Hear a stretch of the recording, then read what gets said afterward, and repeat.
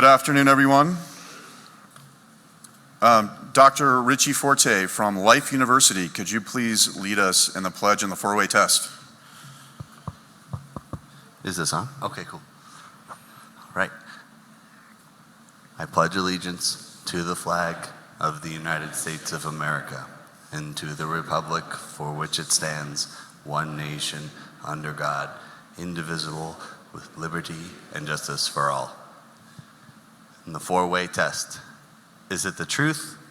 Is it fair to all concerned? Will it build goodwill and better friendships? Will it be beneficial to all concerned? Thank you. And welcome to Boulder Rotary. Whether you're in the room or you're on Zoom, this is the best place to be on Friday afternoon. I also like to take a quick second to talk logistics here. As you guys may or may not have seen in the rib, we are requiring or requesting that everybody please wear a mask when you're in the room unless you're seated. The board of directors met on this on Monday, and we had some great advice from Dr. Lippitz, who's going to come talk to us in a few minutes about the current COVID situation. And we unanimously voted to ask that we adhere to the same policies they have outside of the meeting room and try to stay masked to help protect everyone in the room. Now I'd like to ask CU's own Pam Hayek to introduce the guests in the room as soon as she puts her plate down. I didn't mean to rush you there. Good afternoon. We always love having guests. So if there are some guests here, could you please stand up so we can identify you? Stan Goralnik. And, oh. Membership pending. Yep, that's exciting. Thank you.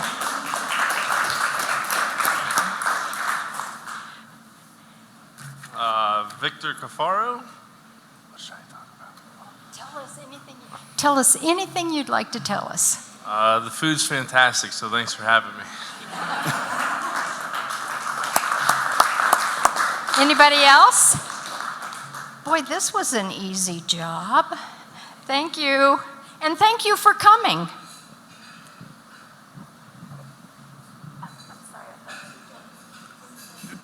Do we have any guests on Zoom? I know we have more than 20 folks joining us today virtually, so let's see if we have any guests on Zoom. Well, I'm trying to see at the moment. Let's see. A couple I don't identify. If you're on Zoom, unmute and introduce yourself. My name is Jim Carney. Jim, where are you joining us from? Los Angeles, California. Well, welcome. The mountains are from Boulder. Terrific. I see a couple others I don't recognize. I don't know whether they're just names. There's Jessica. Hi, my name's Jessica Bars. Marty invited me. I'm a guest of hers. I'm in Centennial, Colorado. Well, welcome. Glad you could join us, and hopefully you can join us again sometime. Any others out there that I'm missing, and I apologize if I do. I think that's it for today. Back to you, Chad. Thanks so much, Bill. From Iowa State, and as you can see by his hat, he's a graduate of Michigan Law School. You're starting to sense a theme here today. This is College Colors Day, so thanks everyone for wearing your alma mater, the team you root for. We're going to get to know each other a little bit better today and find out where some of us hang our hats and what hats we wear on Saturdays. So now I'd like to make a few quick announcements. Wine to Water is this coming Saturday. There are still tickets available. Please contact Anne-Marie on that. It's going to be a wonderful event. There's going to be more on wine and water in the brew, so we're going to put wine, water in the brew. So I'm not going to speak too much to that because I know Mike already did. Friday, September the 17th, save the date. That is going to be the Boulder Rotary Club Motor Movie. We're setting it up as we had initially scheduled for June, which was rained out, and now we're going to reschedule it for Friday, September the 17th. There will be an online registration that's going to come through in the next edition of the brew, or the rib, so stay tuned for that. September the 24th, here at the JCC is going to be the Boulder Rotary Club Peace Day. We have a great lineup set up. We have Steve Warner from the Denver Club. He's a friend of many in this room. He is a former Peace Corps volunteer. He's going to talk to us about the relationship between peace and the Peace Corps. And we're also going to be announcing the Jim Swaby Peace Award, which we're still taking nominations for if anyone has those. But our next meeting will be September the 10th. We're going to be dark next week, so join us again here on September the 10th. The program is going to be on the Ignite Adaptive Sports program up at Eldora. So if anyone has seen the Persons with Disabilities Enjoying Winter Sports and wondered what that is or how they make that happen, that is going to happen. We're going to learn about that here on the 10th. John Jonas is very involved with that, and he's set up the program and is also looking for volunteers if anyone is interested in working with persons with disabilities who are enjoying the winter sports. Speaking of John Jonas, last Sunday I was at Coors Field and we were walking around, my son and my wife and I were walking around looking for a little shade, and I look up and I see these people with their backs to me and it says Jonas. I said, no, Jonas. And I kind of walked around and I looked in the front and I had my mask on and I had my sunglasses on, so I was kind of incognito. But I kind of walked up to John and he looked at me, who is this guy? So I pulled my mask down and my glasses up and, hey, how you doing? So the reason I bring that up is because if you want to run into Rotarians at a baseball game, the day is September the 26th against the San Francisco Giants. It's Rotary Day. The tickets are available at rockies.com/Rotary. The last announcement I have is more of a question. Vanessa over here running on the laptop, helping to run the meetings, working with Zoom, everything that goes on in our multi-access meetings. We require equipment and stuff to keep us up to speed. Her laptop, it sounds like a jet at DIA just took off. It's very loud, it's very slow. So if anyone has an additional laptop or something that they can donate to the club to be used for that purpose, we are most appreciative and that would be most welcome. Right, Vanessa? Next, I'd like to have Dr. Valerie Lippitz come up, another CU alum, and she's going to talk to us a few minutes about what's going on right now with the state of COVID, particularly in Boulder and Boulder County.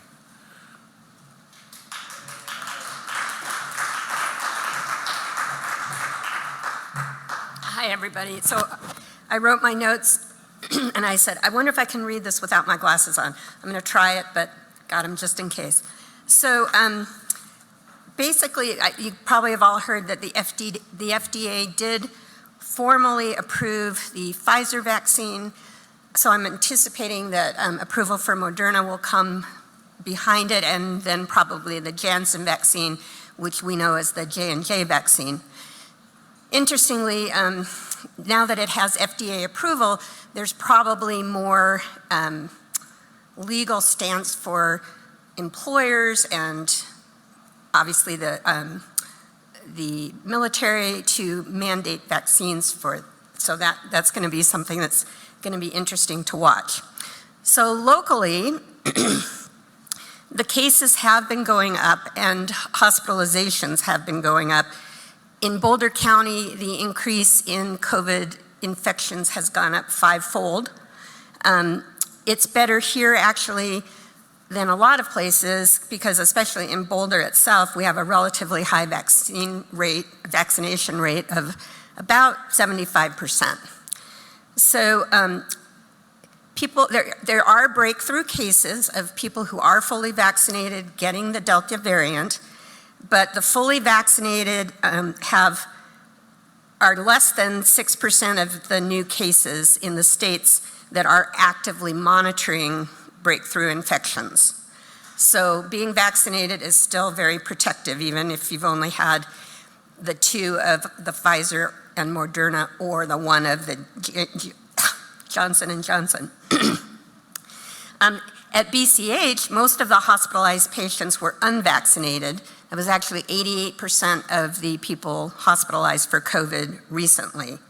The Delta variant is much more infectious and much more easily spread. And so that is why we do consider that wearing masks is still a good plan. If you think back to what we learned at the beginning of the pandemic, you know, wearing a mask to protect yourself is only a little bit helpful, but wearing a mask to protect others is very, very helpful. So I kind of feel like it's part of our 4-way test that we should be wearing masks. The vaccines are safe. Serious side effects are very, very rare. The COVID booster, I think a lot of you have heard about. Maybe we're going to be asking people to get a booster sometime in the fall. Literally, the recommendations on that are changing every couple days, so I don't have a great answer in terms of when boosters will be available for the general public. There are no recommendations on boosters for J&J yet, only for the 2 mRNA vaccines, which are the Pfizer and the Moderna, and we're hoping J&J will come out with their recommendations soon. Right now, we are recommending boosters for people who had one of the 2 mRNA vaccines if they are immunocompromised. So that includes people who've had organ or stem cell transplants, people with HIV, people with some types of inflammatory or immunodeficiency issues, and also certain cancers and people who are on cancer treatment.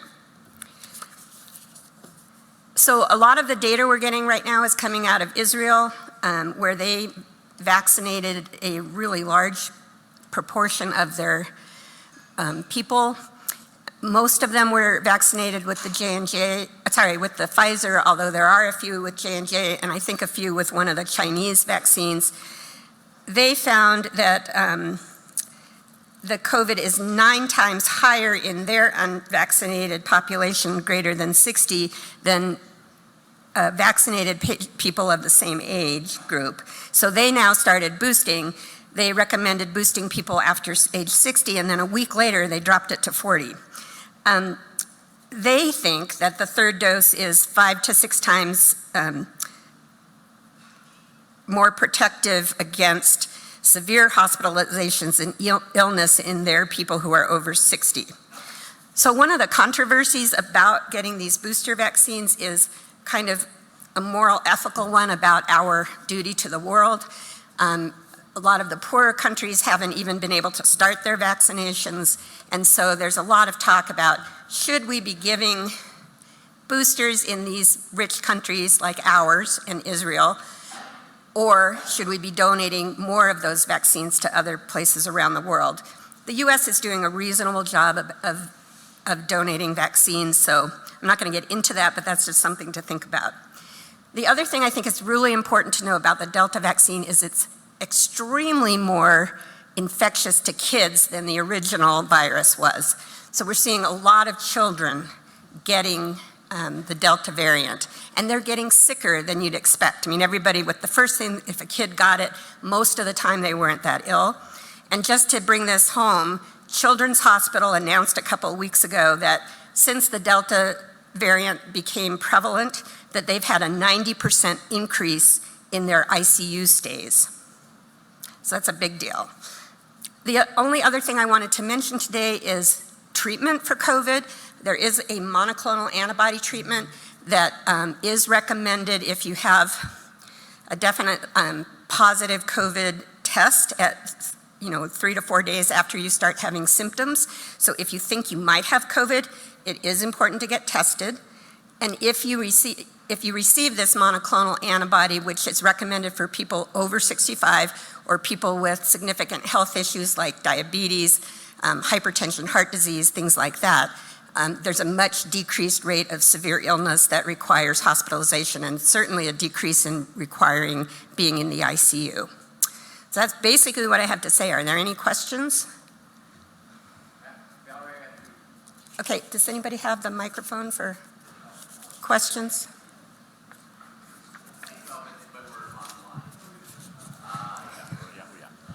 I was going to say I could just yell, but I don't think I could get through to our online Rotarians. So my first question is, do we need to have a doctor's order or something to get the booster?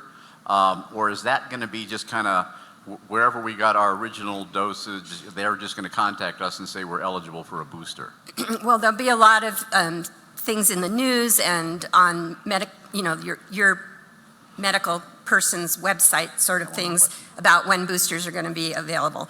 Right now, it is available for people with immunosuppressive problems. So if you have one of those, do contact your doctor and they'll get you set up to get a booster. Okay. And my second question is, are coyote yells good or bad for the virus? I think they would chase it away, but I didn't know. They're really good for chasing away the virus, unless you already have a sore throat, in which case it will make it worse. My question is the booster any different than the original vaccine? No, the booster's the same as the original vaccine. I think there is some talk in probably just social media about it's a different vaccine, but it really isn't. Anything else? I have a quick question. If you've had COVID and the vaccine, do you think you need the booster? That remains to be seen. I mean, they are still probably recommending it, but you don't want to get another vaccine until at least 90 days after you've had COVID. I mean, a booster might not be a bad idea, but there's fewer people that they've been able to study who've had the vaccine, then got COVID, and to see what their antibody status looks like. So we don't have as much data on those folks. Valerie, over here. Hi. Valerie? Where are you? Yep, hi. Yeah.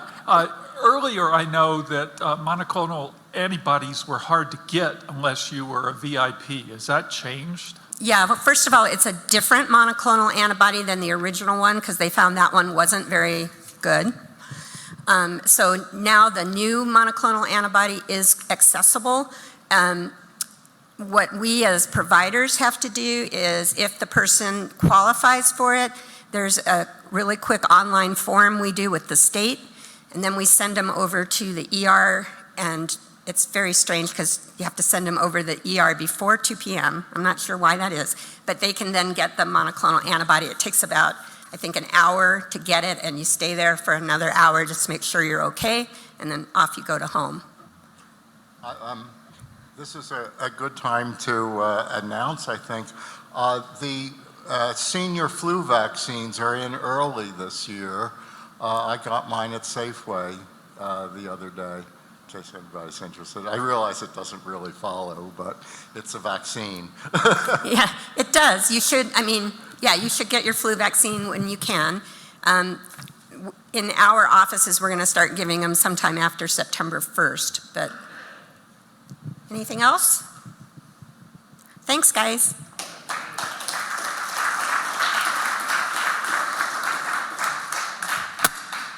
Thank you, Valerie. If everyone would take out their raffle tickets while you're doing that, I'm also going to grab a bag that Nancy Stocker has graciously donated to auction off right now. So I wish I had the vocabulary to describe it, but it looks like leatherish with some canvas. I'm sure there's some fashion words that would go with this, but I don't have them. It's a nice bag though, and if anyone's interested, we'd like to auction it off.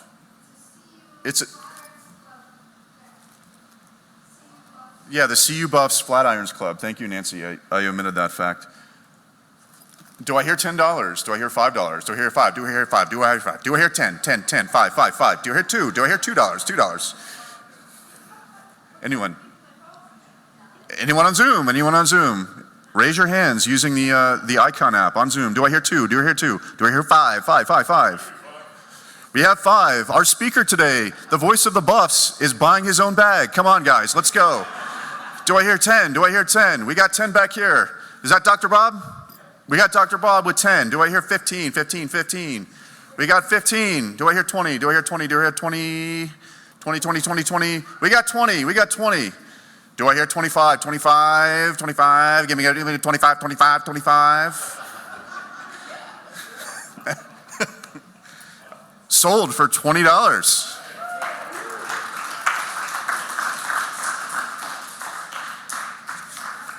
Now for the raffle part of this.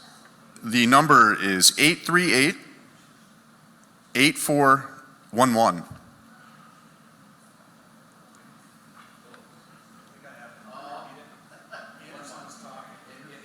Eight three eight 8411.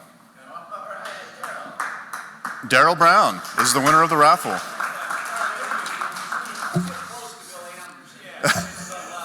Oh my God, are you kidding me? It's like your table every week. Absolutely. Thank you for your generosity.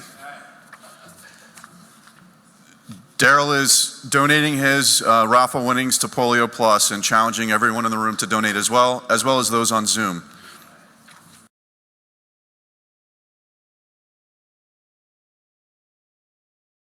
Now I'd like to, let's see, where are we?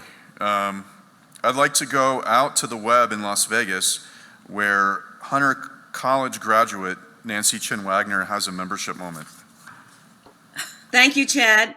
And today, moving along, our membership moment is with Sue Deans. So, Sue, are you there and you have the microphone?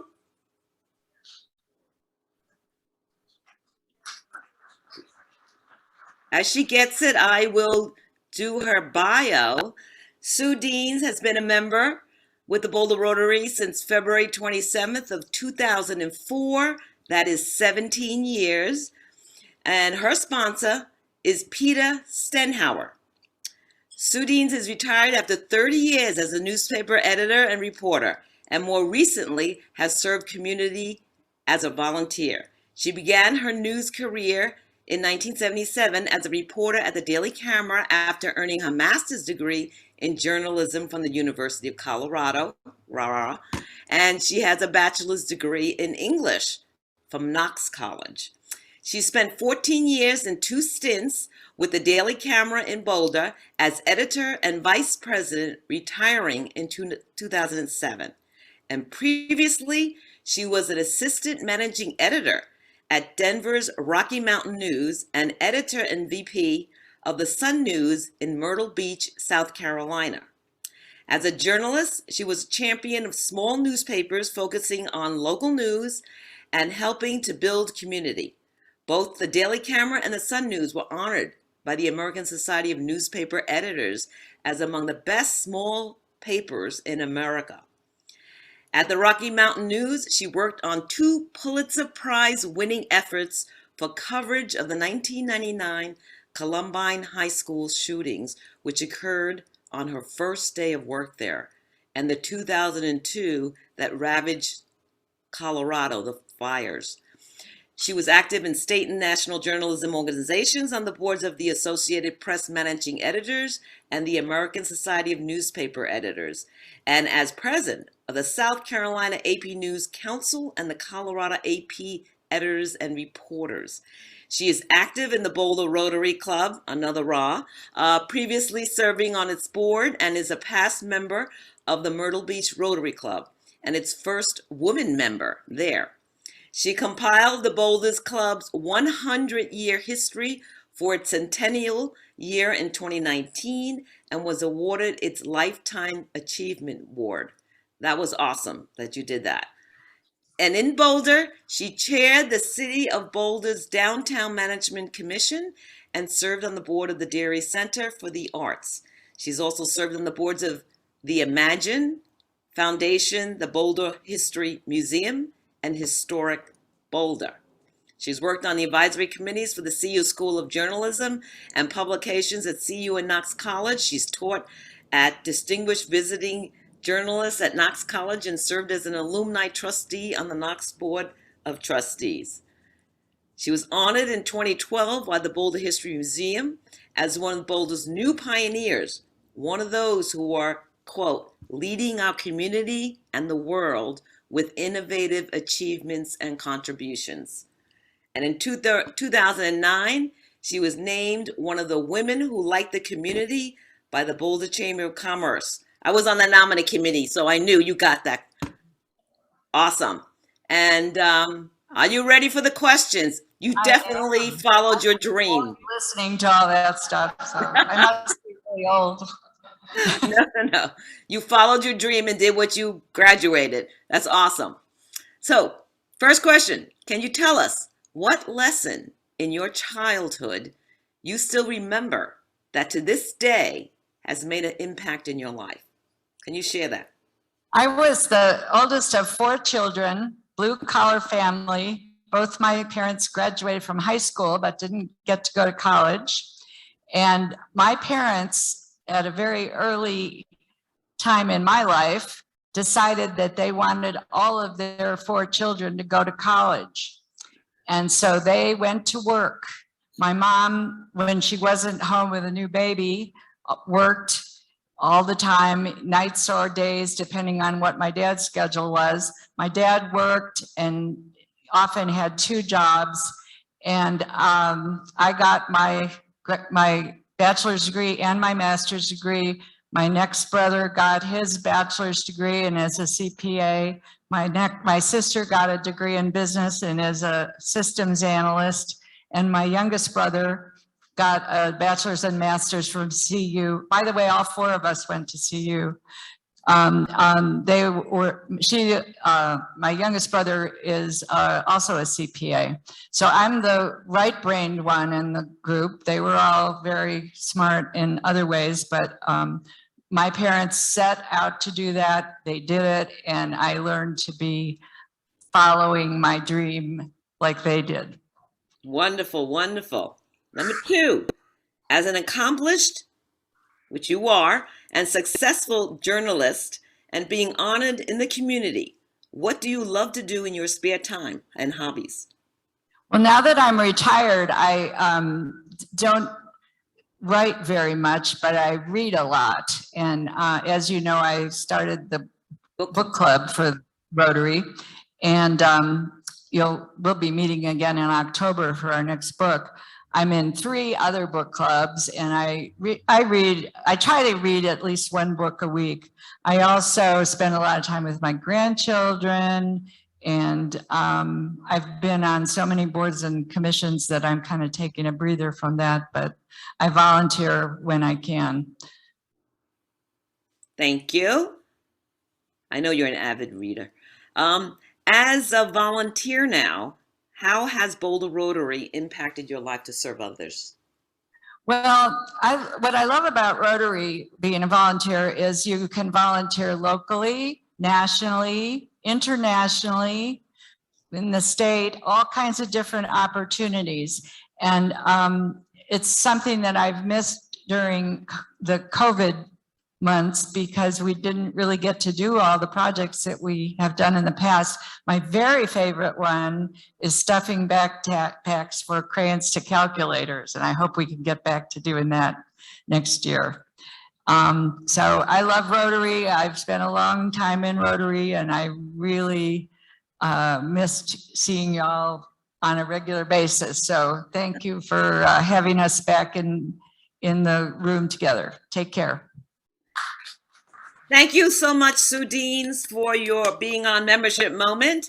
And I hope everybody gets a chance to know a little bit more about Sue Deans. Thank you. Back to you, President. Chad. Thanks, Nancy. Thanks, Sue. Fred, can we go to the videotape?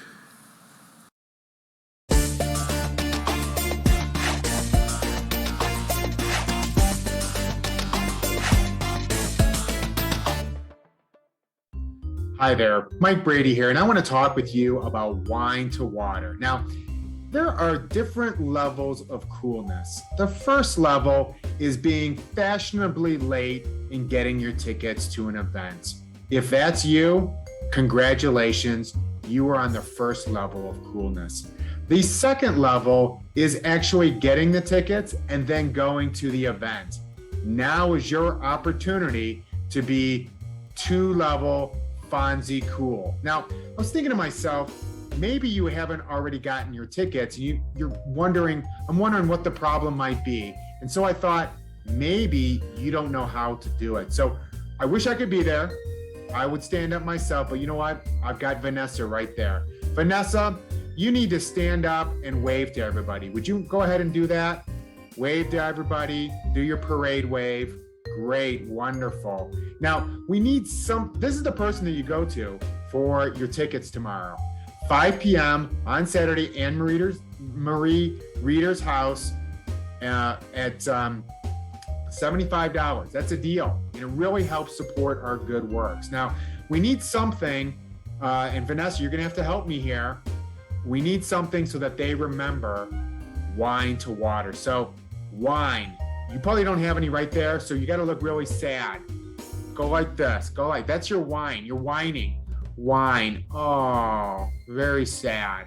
And then to water. Well, I've asked Fred to put a glass of water right in front of you to ensure that's there. Would you mind going ahead and grabbing that glass of water and then putting it over your head? That's it. I know you won't let me down. I know you're doing it right now. Great. Good job, Vanessa. Wine to water. Tomorrow, 5 p.m., Anne Marie Reeder's house. The last year we're probably going to do it at her house because she's moving out of state. It helps out our good works. Please go ahead and see Vanessa right now. On August 14th, a 7.2 magnitude earthquake hit the nation of Haiti. More than 1,500 people have died, close to 7,000 people have been injured, and they're really in a lot of need. The Boulder Rotary Club has a rapid response team headed by past President Sally Brown. She and our club partnered with the Boulder Rotary Club Foundation to donate $3,000 to ShelterBox. ShelterBox is an organization that Boulder Rotary has supported for many years, and they specialize in providing emergency shelter to disasters worldwide. It includes all the things a family might need: emergency shelter, solar lights, water filters, cooking implements, and tools. Thanks to Boulder Rotary Club for sending its relief to Haiti in this time.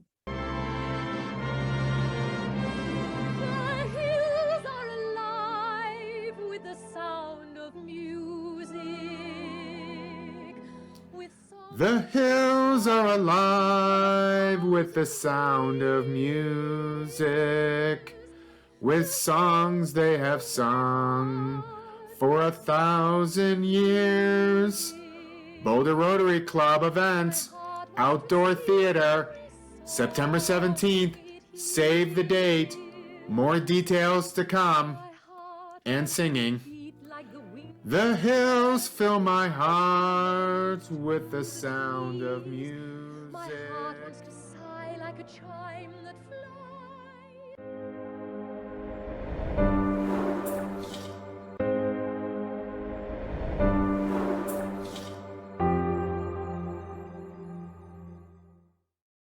Are you going to start?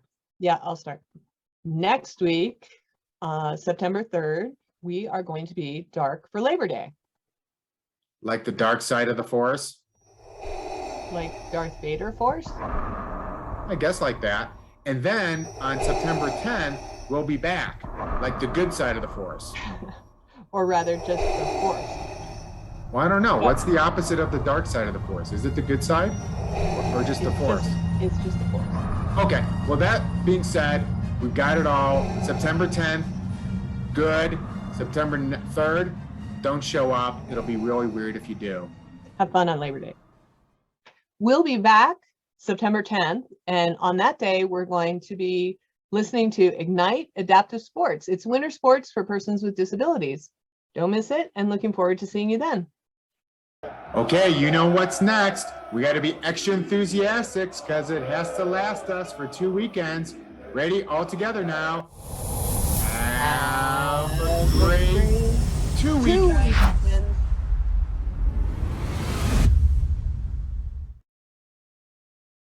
Thanks, Mike, Cassidy, and Fred. I'd like to run the credits on a special alma mater edition of the credits. Thank you, past President Greeter, our favorite New Mexico Lobo, Darrell Brown. Thanks, Lori Preston of Lamar University. Thanks, Gene Lindeke of Monmouth, the Illinois Monmouth, not the Jersey one. Thank you, Kathy Olivier. I know she stepped out, but she's a graduate of North Texas State and the University of New Orleans. We also had Pam Hayek from CU and Portsmouth's, England's own Vanessa Mead. Lynn Johnson and Fred Hall, Cornell and UCLA respectively. Thank you, Richie. Thank you, Bill Anderson, for running the raffle for George Washington University and American Law, although he's wearing some Buffs gear today. Did he take off? He took off. Thank you, Mark, for an amazing presentation. Thank you, Marty, CU Zone, for being the responder. And again, thanks to the three amigos for the brew. That's all I got. Have a great weekend.